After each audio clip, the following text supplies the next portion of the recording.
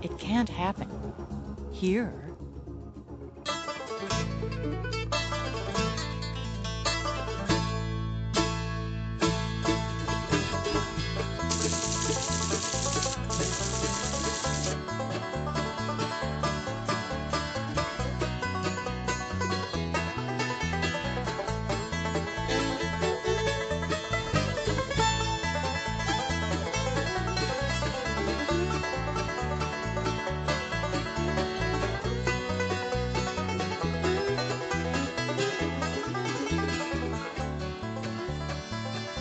The United States, at its best, is a great nation. Yet here, too, people can become powerless targets. They may suffer simply for being who they are. It is the 19th century. Up to 4 million Americans are slaves, entirely without rights. 250,000 free blacks live among them. Many work to outlaw slavery. A spirit of rebellion grows, and among the white majority, fear grows. Maintaining total control of slaves becomes an obsession. America's earliest disarmament laws are designed to keep one race, and one race only, helpless.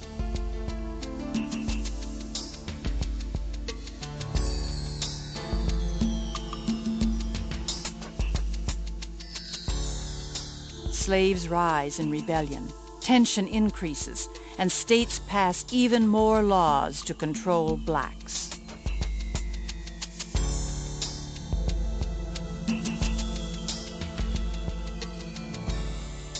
In 1865, the North wins the war between the states, ending slavery forever. 3 years later, the 14th Amendment extends full citizenship and equal legal protection to the former slaves. That is, the law extends equal protection in theory. When states can no longer pass laws like this, they pass laws like these instead to keep guns out of the hands of poor blacks. Disarmament does not bring peace or safety, certainly not to blacks. Between 1880 and 1965, mobs lynched nearly 3,500 black people. Sometimes for serious crimes, sometimes for mere insults against whites. So-called respectable citizens snatch defenseless men from jails or from the streets. They abuse, torture, mutilate, and kill their victims. Yet defensive power sometimes prevails. In Columbia, South Carolina, a 14-year-old girl stops a lynch mob from seizing a prisoner by holding the mob at bay with a revolver she doesn't even know how to shoot. Today, lynchings are a thing of the past, but some things never change.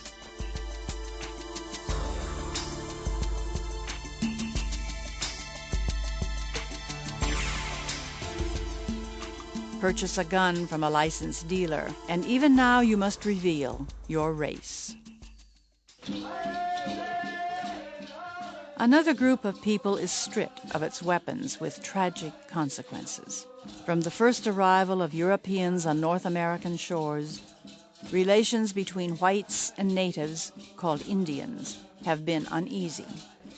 As settlers push further into Indian lands, the situation boils. Each side commits and accuses the other of committing atrocities.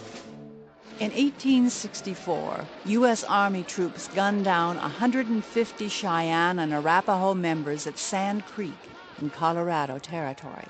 Most of the dead are women, children, and old people. Inevitably, the better armed whites overpower the tribes. Near the end of the century, desperate Indians of many tribes adopt a new religion.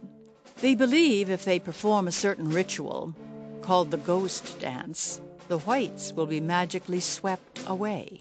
In late 1890, the ghost dance sweeps the reservations of the Lakota Sioux. Whites fear the Lakota are planning a war and try to force the ghost dancers to halt. Although many Sioux give up their religion, some bands refuse. The army is called in to transport the ghost dancers out of the territory. In December 1890, the last band of dancers is pinned at Wounded Knee Creek.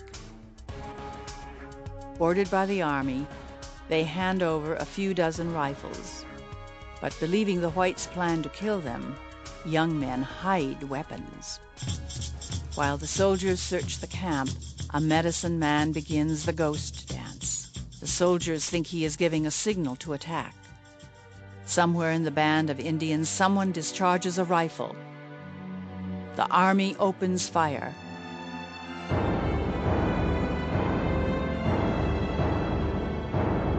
The battle is over after just 10 minutes of heavy fire. But soldiers pursue the retreating Indians and gun down everyone they find. The bodies of women, babies, and old men are scattered as much as 3 miles from the battlefield. When governments fear the people, disarmament often follows. The law may target one group, but other individuals pay the consequences. World War II. President Roosevelt issues an executive order authorizing the War Department to exclude any and all persons from vast military zones. The order doesn't identify any group, but everyone understands it means people of Japanese ancestry.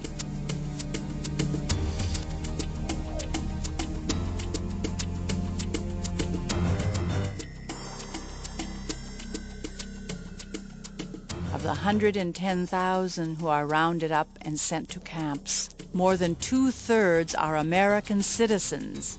They have committed no crimes.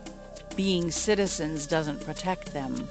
They are disarmed as enemy aliens.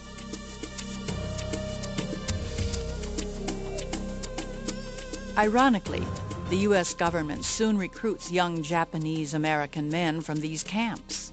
And the young men go on to become part of one of the most highly decorated infantry regiments to fight in World War II. Some German and Italian Americans are also taken to camps without being accused of any crime. Those imprisoned include American-born children. Like the Japanese, those sent to camps are disarmed. Some U.S. citizens are even deported to Germany.